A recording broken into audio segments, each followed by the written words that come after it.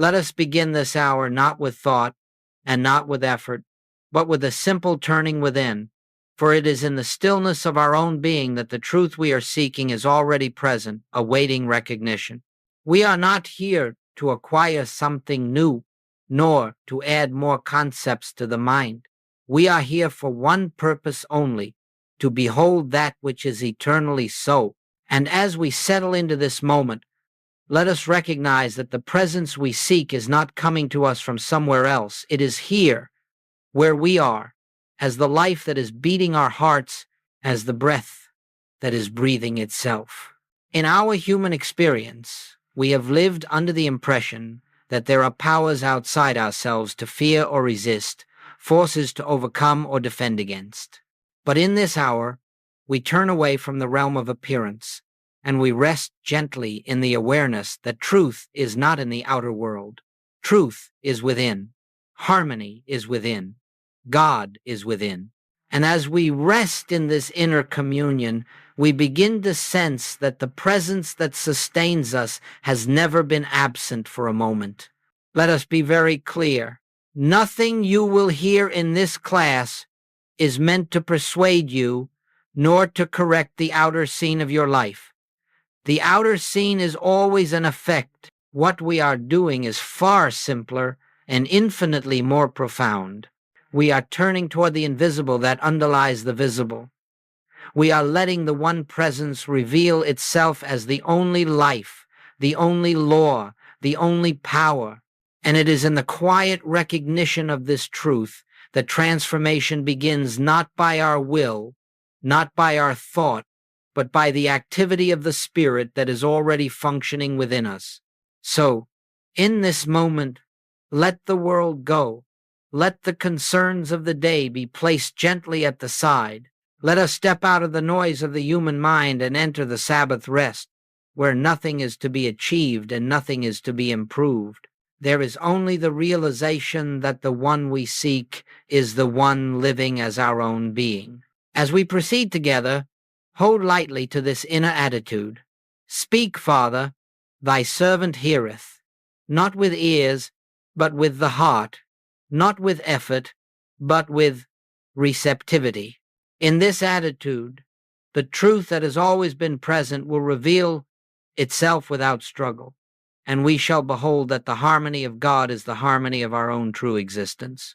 Now, as we move deeper into our work, let us take a quiet look at the central misconception that lies at the root of all fear, all discord, all struggle in human experience. It is the ancient belief that there are two powers, one good, one evil, one for us, another against us. This duality, which the world has accepted for thousands of years, is not truth. It is the hypnotism of the human race. It is the dream from which all suffering proceeds. In the moment we believe that anything in the outer world can act upon us with power, we have unknowingly stepped into this dual realm. We have assumed that God is one power and something else, disease, lack, danger, circumstance, is another. And from that instant, fear begins, anxiety begins, defense begins, for we are trying to live in a universe split into opposites, where harmony is constantly threatened by its supposed opposite. But let us understand something very gently.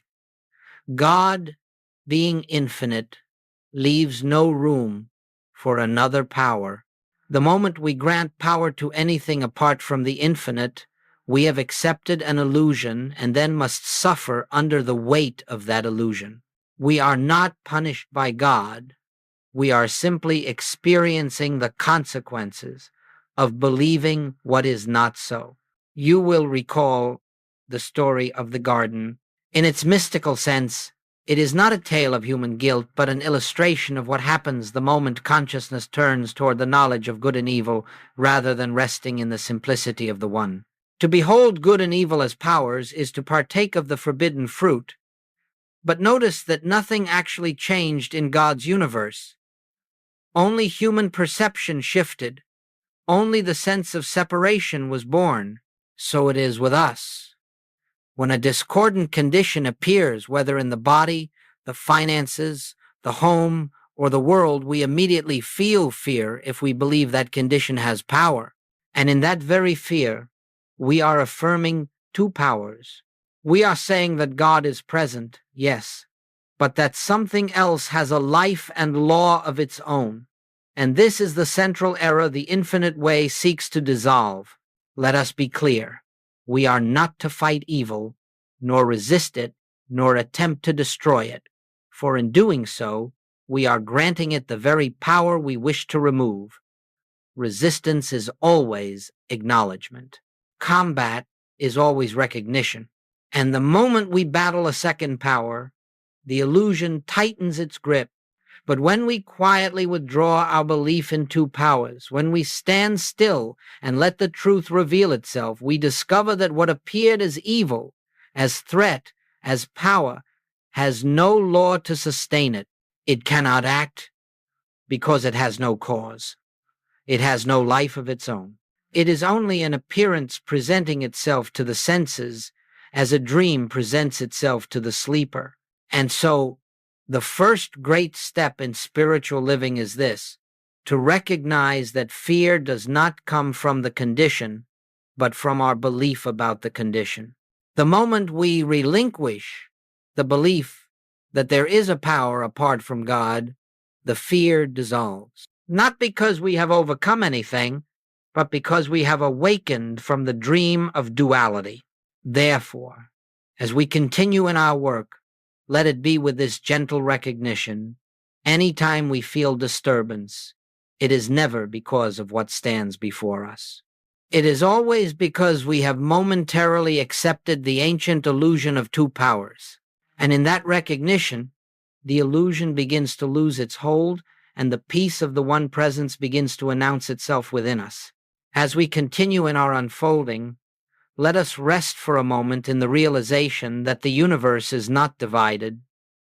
God is not one power among many. God is one. One presence, one life, one law, one activity. When Scripture declares, "The Lord our God, the Lord is one," it is not giving us a theological statement. It is revealing the very fabric of reality. And all spiritual healing, all spiritual harmony arises from this single principle. To know God is one is not to make God powerful. It is to perceive that nothing else possesses power. There is no opposing force to threaten, diminish, or alter the activity of the infinite. There is no second cause working against the first. There is no presence acting contrary to omnipresence. There is no mind functioning against the one mind. This is the essence of mystical healing, the recognition that nothing exists to be healed. When we approach a condition through fear or through the desire to change it, we have already accepted that condition as a power. We have said, "Here is something real, something able to act upon me." And in that acceptance, healing becomes impossible, because we are attempting to overcome a power which does not exist. In truth, the moment we give a condition power, we have removed ourselves from the one. But when we turn within and acknowledge only one power, the entire picture changes. We are no longer fighting appearances. We are no longer working on anything. We are resting in the silent recognition that the only activity operating here is the activity of God. The only life present is the life of God. The only law functioning is the law of God. And in that holy resting, the appearance dissolves not because we have done anything to it, but because we have seen through it. You see, a shadow may appear on the wall, but it has no substance. To fight it is to grant it reality. To try to change it is to misunderstand its nature.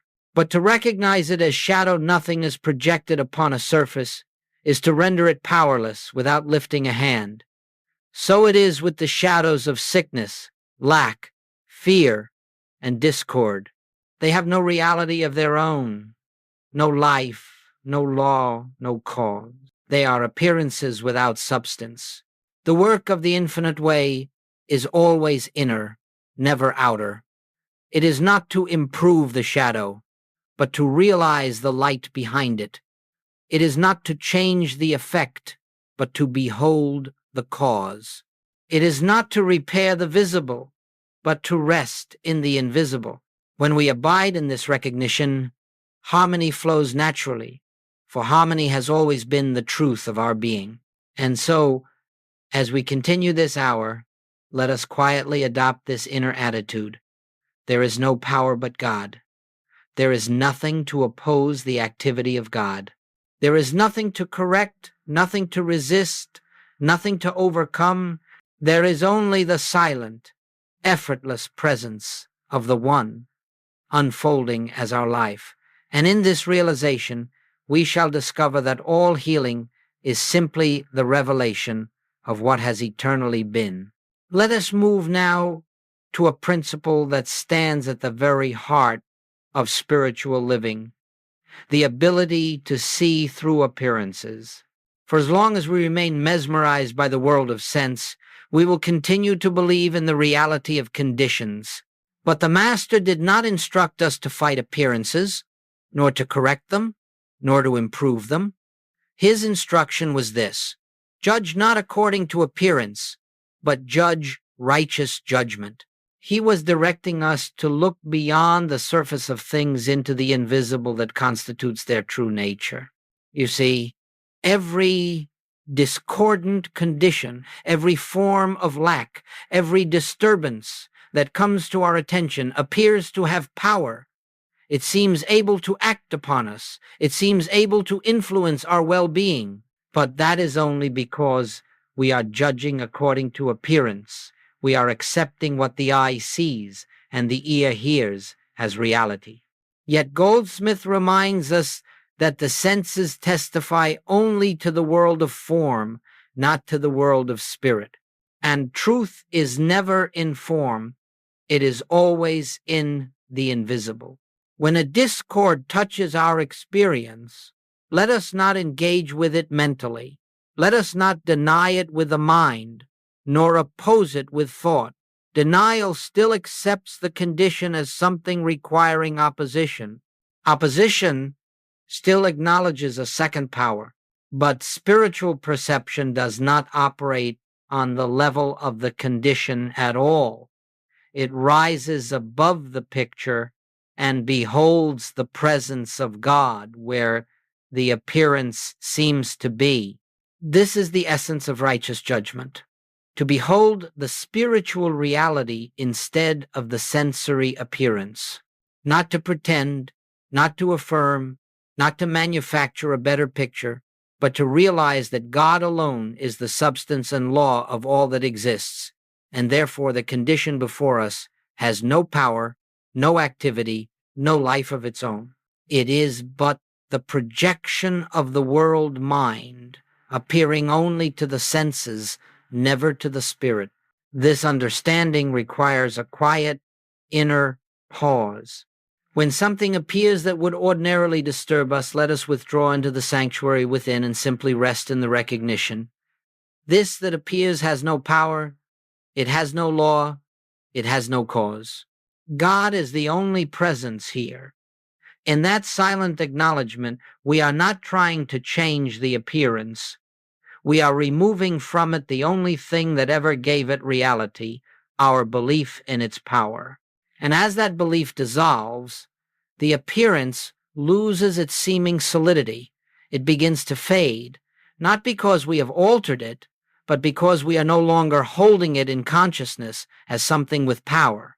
Harmony then reveals itself not as something newly created, but as the eternal reality that was present before the appearance ever took shape. So let us learn this gentle art of seeing through appearances. When the senses report discord, let us turn within and behold the invisible.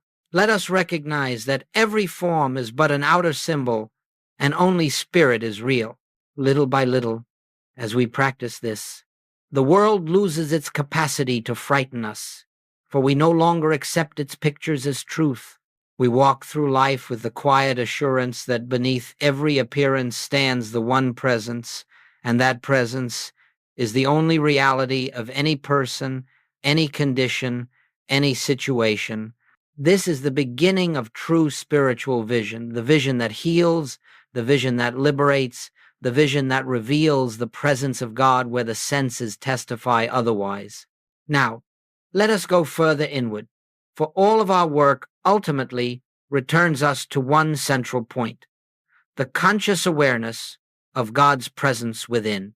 Without this inner turning, everything remains on the level of theory. With it, everything becomes revelation. The infinite way is not a path of mental statements or verbal formulas. It is the way of inner recognition, the way of resting, acknowledging, and beholding the living presence at the center of our being. When a discordant appearance presents itself, the human tendency is to react. The mind rushes forth to analyze, to judge, to defend, to correct. But in that reaction, we are still dwelling in the belief that something external has power. The moment we try to fix a condition, we are affirming that the condition has reality. And so our first movement must always be this, to turn within. Turning within does not mean closing the eyes to escape the world. It means withdrawing our faith from the outer picture. It means releasing the belief that anything in the visible realm is a cause. It means resting in the quiet awareness that God alone is the activity of this moment. And as we do so, something begins to shift, not outwardly at first, but inwardly at the level of consciousness. The fear subsides.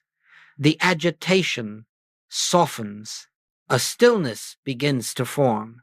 And in that stillness, the truth that has always been present begins to announce itself.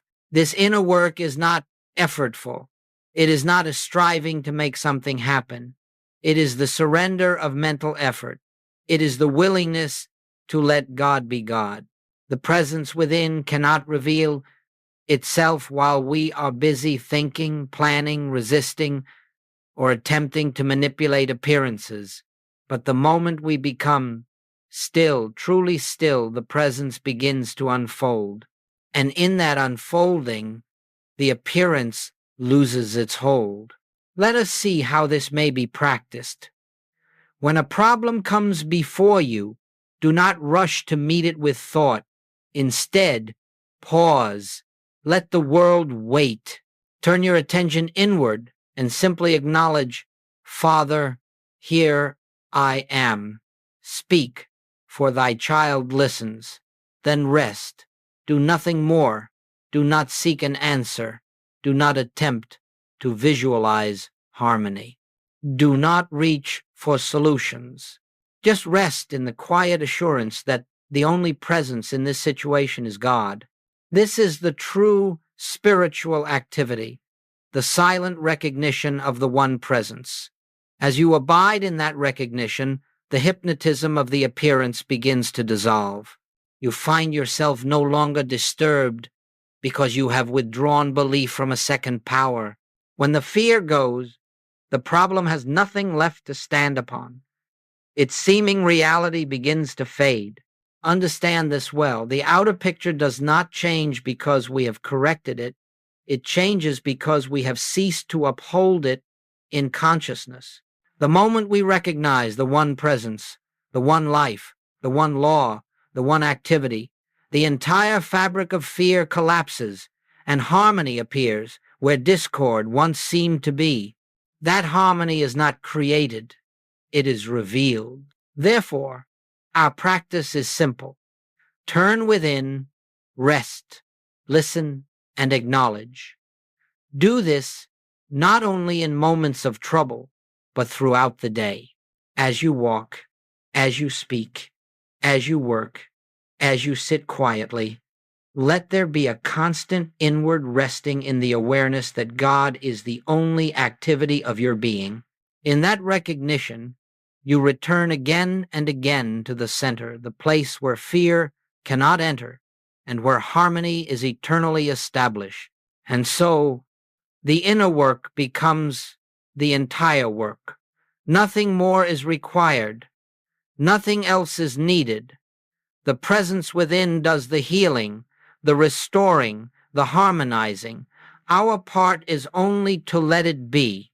As we continue, let us observe what takes place inwardly when the belief in two powers begins to dissolve, even for a moment.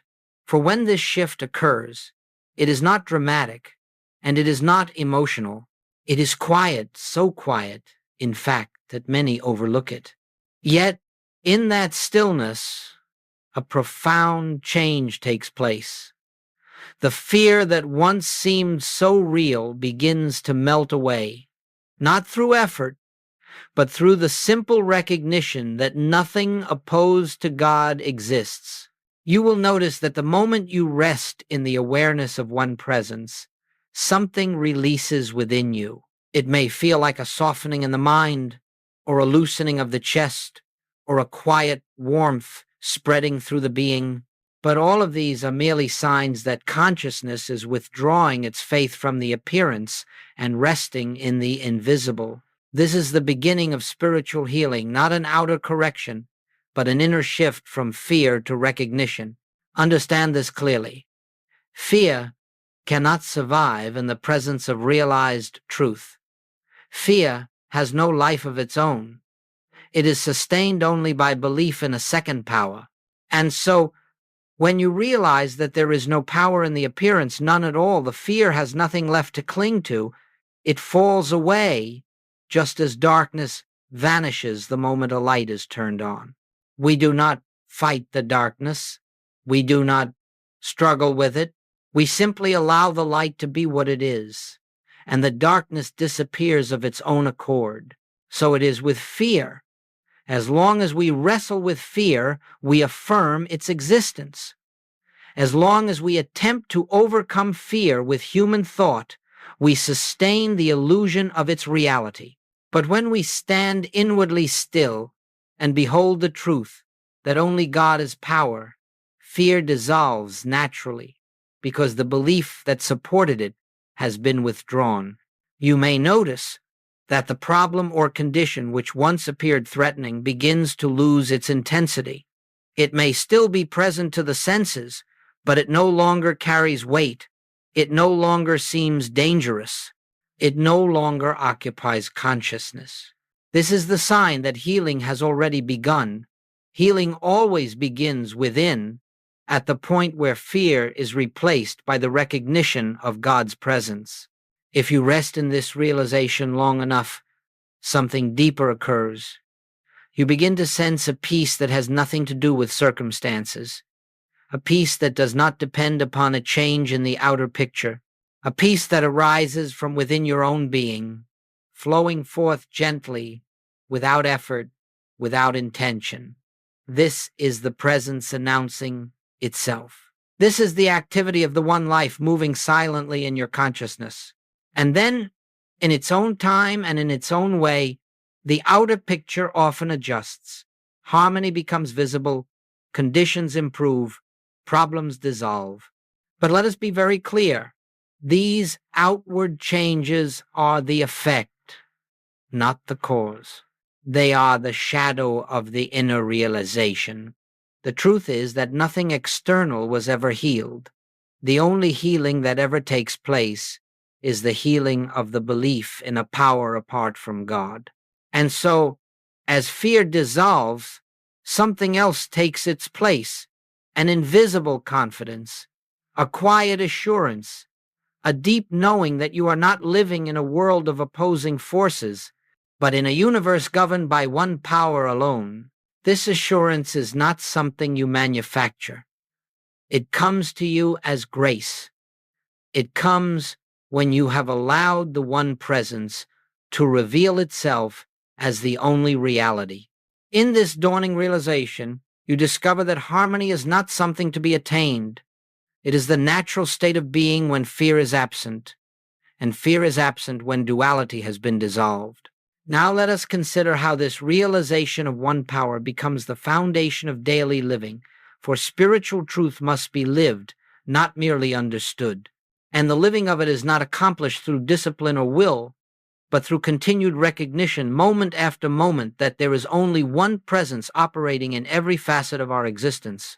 When we rise in the morning, let us remember there is no power in the day ahead to bless us or to harm us. The day has no power. Circumstances have no power. People have no power. Conditions have no power.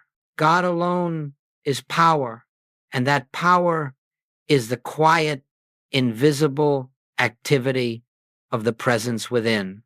As we begin the day with this acknowledgement, we find ourselves moving through life with a calm that does not come from positive thinking, but from truth realized. In the realm of health, observe what takes place when you no longer accept disease as a power. A symptom may appear, but if you can look at it without fear, knowing that it has no law behind it, no life, no cause, you will notice that the tension surrounding it begins to dissolve. You are no longer battling the body. You are beholding the fact that the body has no authority of its own, for God is the life of your being, and that life cannot be damaged, threatened, or diminished. In matters of supply, the same principle holds. Lack appears only when we believe that outer channels are sources of good, but there is no power in a job, a person, or a bank account. They are but instruments through which the divine may flow for a season. The source itself is invisible. The supply is God. And when we cease granting power to outer forms, the fear of lack dissolves, and new avenues of supply often open naturally without anxiety, without striving, without human manipulation. In relationships, too, we see the truth.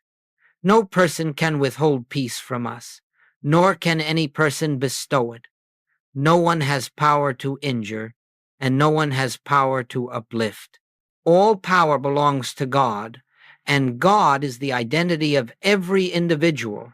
When this is realized, our relationships become harmonized, not because the other person changes, but because we no longer respond to them as power.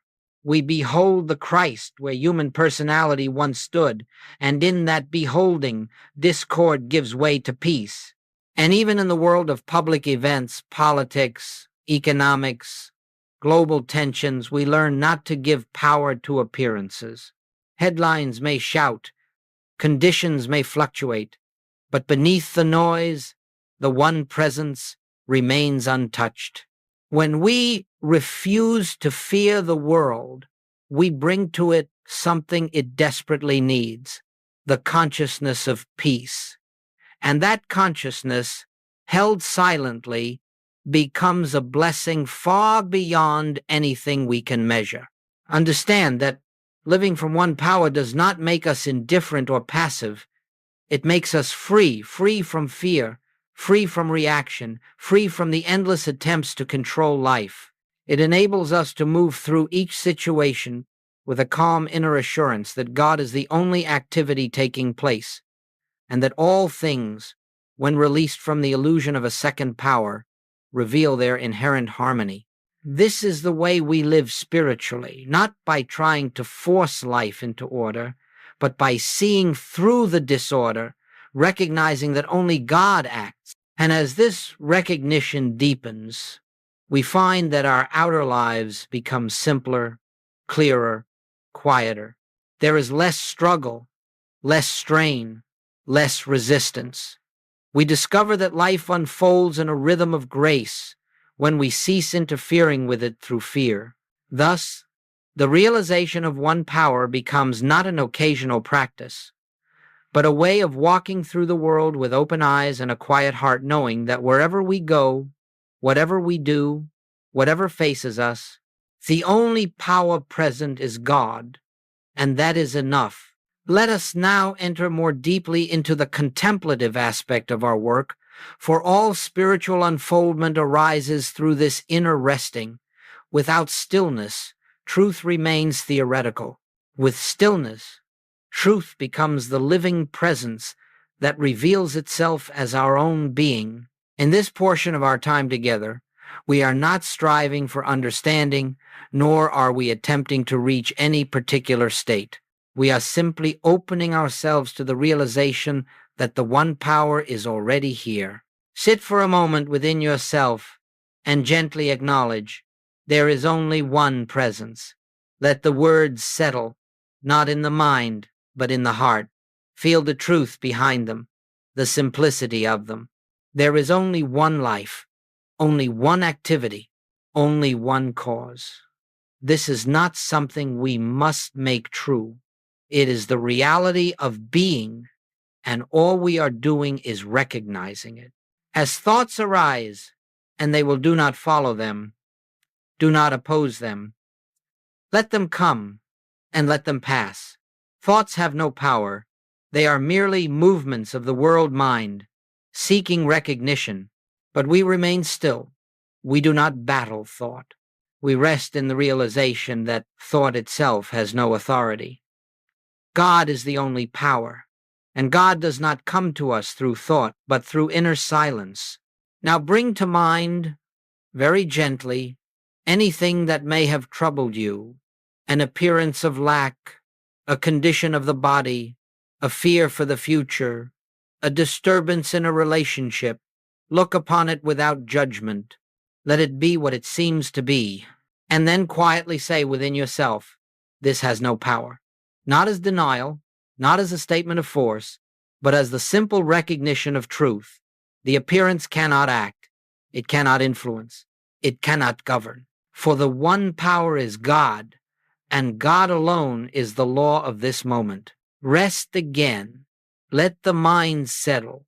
Feel the presence that underlies all things. It does not come from the outside. It rises from the depth of your being. It is the stillness behind the breath, the peace behind the heartbeat. It is the infinite announcing itself in the silence. As you feel this presence, even if it is only a faint sense of peace, let it be enough. Do not try to deepen it, for the attempt to deepen it is the interference of the personal self. Simply behold it. Let it reveal itself. Let it unfold at its own pace, in its own way. Truth does not need your assistance. It needs only your receptivity. In this quiet resting, something begins to shift. The appearance loses its urgency. The fear loses its force. The problem drops away from the center of consciousness.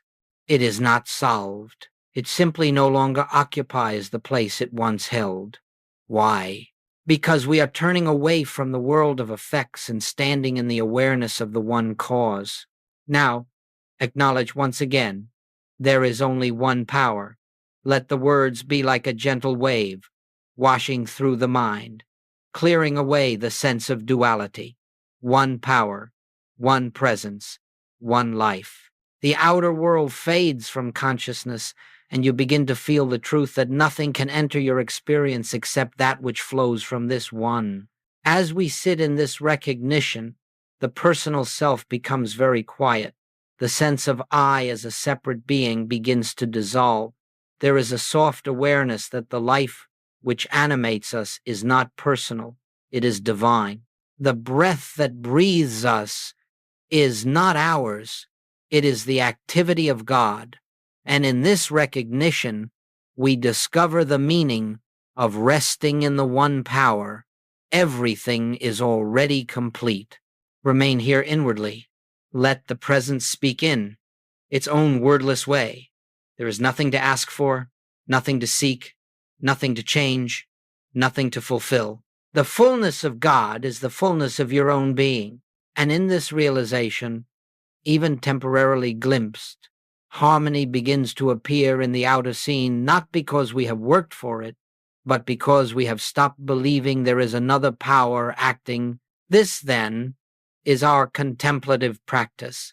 Silent, recognition, quiet acknowledgement, steady resting in the certainty that God is all. Through this practice, the sense of fear diminishes, the sense of separation dissolves, and we begin to live not by might, nor by power, but by spirit. As we bring our time together to a close, let us rest once more in the simplicity of what has been revealed. The entire spiritual path, with all its seeming complexity, comes down to this single recognition. There is only one power, not a power that must be summoned, not a power that must be earned, not a power that comes and goes, but a power that is the very essence of our being, present in every breath, every moment, every circumstance. You have not been asked today to change the world, nor to battle its conditions, nor to repair its appearance. You have been invited only to see through the appearance, to behold that the world of form has no authority apart from the belief we give it. And as that belief is withdrawn, the hypnotism breaks, the fear dissolves, and the harmony that has always been present begins to show forth. Nothing external has been altered in this hour. The outer world has not been corrected or improved. What has happened is entirely within, a shift in consciousness, a quiet release of the age-old belief in two powers. And in that release, you have touched the truth of being. You have glimpsed that the one presence is the substance of all that is, and that nothing exists beside it. As you leave this moment of contemplation, carry with you not a set of teachings, not a list of principles, but a single awareness. God is the only power operating in your life. Let this recognition accompany you in the small events of daily living, in the moments of stillness, and even in the moments of disturbance. Do not attempt to force it. Do not try to hold it with the mind. Simply allow it to be present whenever it rises naturally to the surface of your consciousness. Know that you do not walk through the world alone. You walk with the one that is your very self. And as you abide in this truth, in quietness, in confidence, in inward listening, you will discover that life is governed by grace. Problems lose their reality. Discord loses its urgency. Fear loses its foundation. You begin to experience the world not as a battleground of opposing forces, but as the unfolding of a single divine activity. And so, let us rest now in the recognition that you have never had two powers. There has never been a second presence, never been a second cause, never been a second law. You have lived in the truth all along, though at times unaware of it. Today, you have remembered, and in that remembrance lies your freedom. May the one presence go before you as light. May it exist within you as peace. May it surround you as love. And may it reveal itself, moment by moment, as the only reality of your being. Go in quietness. Go in confidence. Go in the assurance that God is all,